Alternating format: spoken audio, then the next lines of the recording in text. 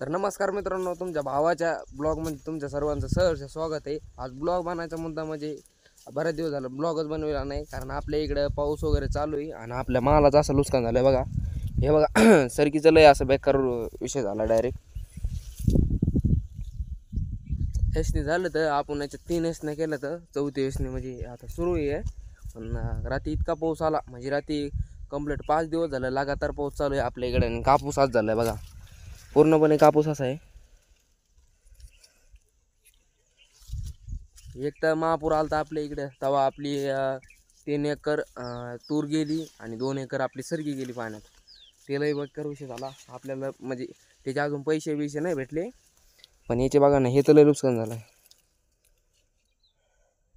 ते तर जाऊन ते पूर आलं तर म्हणून, पण याचं सरकारने तर साथ सोडली आता शेतकऱ्यांनी, पण निसर्गाने सोडली आहे बघा. हे बघा कसं झाली सरकी. आणि याला भाव पण नाही सध्या. तुम्हाला सांगतो 6,000 भाव आहे कापसाला. काय अवघड आहे मित्रांनो, तुम्हाला काय सांगावं. हे बघा सरकी लय अवघड आहे शेतकऱ्यांचं. तुमच्या इकडे आहे का नाही पाऊस ते कमेंटमध्ये नक्की सांगा मला. आमच्या इकडं माझं तर ही 1 एकर कापूस आता आहे बघा, आज झालं पारवाला झालाय आणि याला तोडा होतोय, ओल्यामध्ये पिवळा होतोय.